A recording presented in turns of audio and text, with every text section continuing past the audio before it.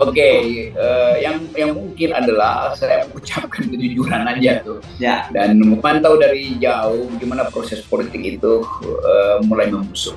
Dan ya. pembusukan itu pertama-tama biang keladinya adalah opini publik yang bukan berasal dari publik, tapi direkayasa oleh lembaga-lembaga survei. Itu Ah, saya kira yang lagi ribut hari-hari ini. iya, iya, iya, Anda benar.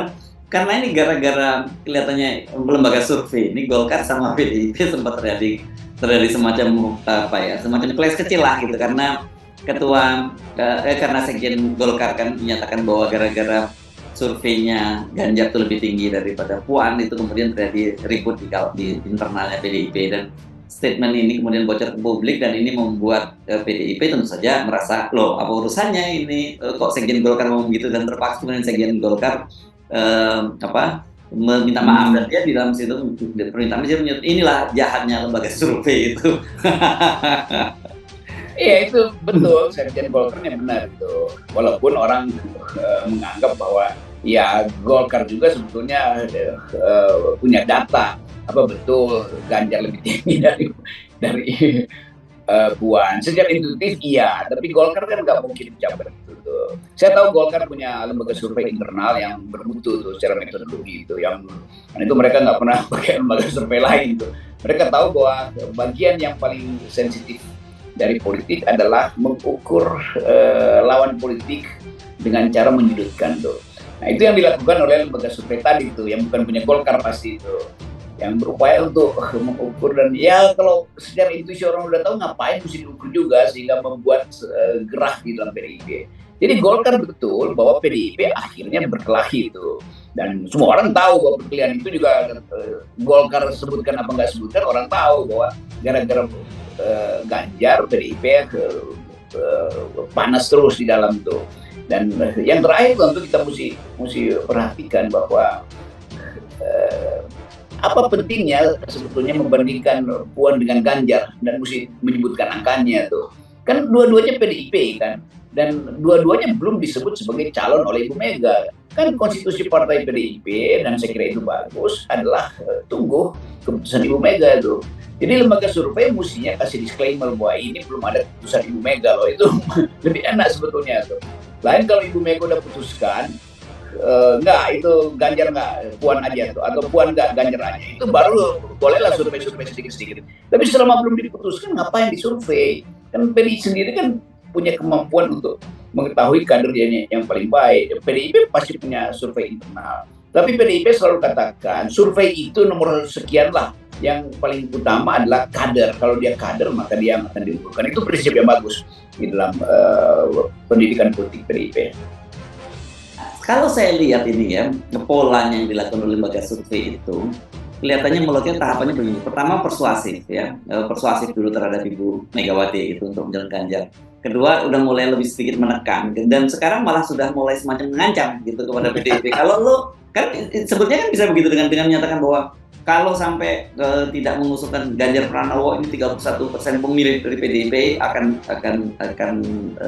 hengkang dari PDIP, gitu. Tidak akan memilih PDIP. Kan ini udah seperti ancaman gitu, Bung Rocky, dan saya kira kalau seperti ini mesti di Ibu Mega diancam seperti itu pasti tambah mengeras kan gitu.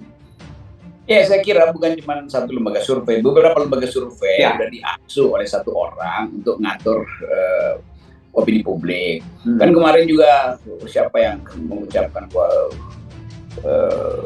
Ganjar itu udah 40%, udah jauh Oh, meninggalkan. Carta Politika itu, Ya, ya itu siapa sih? Yunarto Wijaya. Ya Yunarto itu. Dan itu terlihat ada semacam strategi bersama untuk menekan Ibu Mega sekaligus menekan Anies. Tetapi Megawati nggak mungkin ditekan oleh survei dalam soal-soal semacam ini. Dan kita mengerti kalau misalnya ya kalau Ganjar udah 42%, ngapain udah pemilu tuh? Ya pilih aja sekarang, udah pasti kepilih kan. Ini juga bohong sebetulnya tuh kalau kita perhatikan data-data itu. Data-data itu cuma dalam upaya untuk menekan Ibu Mega tuh. Itu bahaya. Dan bukan sekedar bahaya, itu buruknya lembaga survei itu digaji oleh pemodal untuk menekan Ibu Mega supaya kasih ke Ganjar aja. Saya kira nggak fair. Dalam hal ini saya berpihak pada Ibu Mega bahwa itu adalah urusan internal partai. Partai yang memutuskan tuh. bahwa kita ingin sebetulnya Ganjar berkibar, bersaing dengan Puan, yaitu karena kita ingin lihat ada persaingan politik. Tetapi etik dari lembaga survei nggak boleh pecah belah Puan dengan Ganjar. Itu kan mesti ada semacam harga diri itu atau dignitas dari lembaga survei itu. Dan seringkali lembaga survei menganggap ya ini bacaan kita aja. Iya, tapi bacaan Anda itu dalam konteks yang betul-betul agitatif gitu kan, itu masalahnya. Ya, ya. Dan sekarang kalau gitu bukan seperti bukan hanya seperti katakan oleh Sekjen Partai Golkar Pak Ludwig yang menyatakan bahwa gara-gara lembaga survei itu terjadi ribut internal di PDI, tapi sekarang gara-gara lembaga survei terjadi ribut juga antara Golkar dengan PDIP. Jadi sudah mengacaukan tidak hanya internal PDIP tapi internal di kalangan parpol gitulah. Iya, itu sialnya juga banyak parpol yang menyewa lembaga survei yang nggak pernah kredibel dan lembaga-lembaga survei ini kan udah banyak yang gagal sebetulnya. Yang pertama karena memang disogok untuk memalsukan data, yang dia gagal bikin prediksi. Yang kedua, dia nggak pernah transparan uangnya dari mana tuh. Jadi nggak pernah saya percaya lembaga survei kalau dia nggak pernah memberitahu bahwa uang untuk mensurvei opini publik dari mana. Nggak mungkin uang itu datang dari perusahaan sendiri, itu konyol namanya tuh. Wah, Anda sebanyak-banyaknya uang, nggak bisa begitu tuh. Kalau lembaga publik, survei publik, ada surveyor publik tuh yang biasa melakukan survei konsumen misalnya tuh, itu pun demi kepentingan statistik negara, pemerintah tuh. Jadi sekali lagi ini tradisi lembaga survei ini kan karena ya betul-betul haus uang aja. Dia nggak ngerti bahwa survei itu etiknya pertama adalah metodologi, yang kedua yang lebih penting adalah konteks dari survei itu apa tuh. Nanti tiba-tiba lembaga survei bikin survei siapa yang pro komunisme dibangkitkan kembali, lalu tiba-tiba 70% pro, lalu artinya mesti dihadirkan kembali, lalu tap MPR macam-macam berubah, siapa yang pro pergantian negara republik menjadi negara kerajaan itu, lalu semua orang disogok, lalu timbul hasilnya bahwa rakyat Indonesia mayoritas menginginkan negara kerajaan. Iya, itu hasil survei, tapi ngapain survei sesuatu yang terlarang oleh konstitusi kan itu intinya. Lama-lama juga dia survei sendiri itu siapa yang layak jadi presiden dan siapa yang layak jadi wakil presiden. Lalu atas dasar itu KPU mengubah aturan-aturannya berdasarkan tekanan opini publik yang dibasiskan pada kuantifikasi lembaga survei. Jadi etik di dalam survei itu harus mendahului tujuan memperoleh klien. Itu kan nyari klien semua mereka. Ya. Ini kan saya kira apa yang terjadi fenomena dengan lembaga survei ini memang fenomena pemburukan di semua sektor gitu ya. Dan lembaga survei ini kan bagian dari itu semua saya kira ya. Ya, lembaga survei udah masuk di dalam tahap decaying sebetulnya, itu membusukkan. Jadi problem-problem sosial, problem politik yang seharusnya didudukkan kerangka berpikirnya dengan imperatif etik ini mau diselesaikan dengan survei. Kalau ada masalah ya survei aja. Emangnya marketing politik itu adalah urusan marketing, kan ada etikanya, ada nilainya, ada value-nya tuh. Jadi lembaga survei betul-betul jadi ya tukang doang dan bukan dalam upaya untuk menghasilkan demokrasi. Padahal kita justru lagi berupaya penguatan lembaga-lembaga demokrasi. Nah, lembaga survei ini justru mematahkan arah memperkuat lembaga-lembaga demokrasi. Ya, dan ini tapi gini ya, jadi menarik karena kita menengarai memang ada pengerahan secara masif sejumlah lembaga survei untuk membentuk publik opini tentang Ganjar. Nah, sekarang yang sedang ribut dalam sejak kemarin ini saya kira ada laporan dari salah satu ketua umum partai peserta pemilu yang nggak lolos di pemilu. Tapi kita mungkin nggak akan soroti soal tidak lolosnya itu. Tapi soal bocoran dari dia mengaku bahwa dia mendapat bocoran atau dia pernah berbicara dengan ketua KPU menyatakan bahwa Pilpres itu sudah didesain untuk yang menang itu adalah Ganjar dengan pasangan dengan Erik gitu. Ini menurut saya juga meskipun kita mempertanyakan narasumbernya yang menyampaikan itu gitu ya. Tetapi informasinya sejauh ini menurut saya kok ada berkesesuaian dengan situasi di lapangan gitu. Iya, itu jadi seluruh kuping para politisi itu dipasangkan satu kalimat aja, Ganjar. Kira-kira begitu kan. Sehingga mereka yang sebetulnya ingin melihat pemilu yang bersih tidak sempat lagi bikin refleksi itu. karena dibombardir dengan semacam keyakinan bahwa udah pastilah mau ngapain juga sih ikut pemilu tuh Ganjar udah pasti itu. Jadi mental rakyat juga udah dilemahkan dan rakyat juga merasa bahwa ya belum ada kesepakatan, KPU belum menentukan sikap kenapa Ganjar udah menang gitu kan. Apalagi kalau yang ngomongnya ketua KPU, udahlah Ganjar pasti menang. Itu artinya KPU itu memang direncanakan untuk memenangkan Ganjar. Dan itu yang mesti diperiksa sebetulnya tuh. Kenapa ada kalimat semacam itu muncul? Entah dari siapa tadi, salah satu tokoh itu ibu, salah satu ketua partai itu. Hasnaini namanya. Ya, Hasnaini atau siapapun. Dan kita mesti tahu bahwa upaya untuk mempengaruhi opini publik itu berjalan masif hari-hari ini.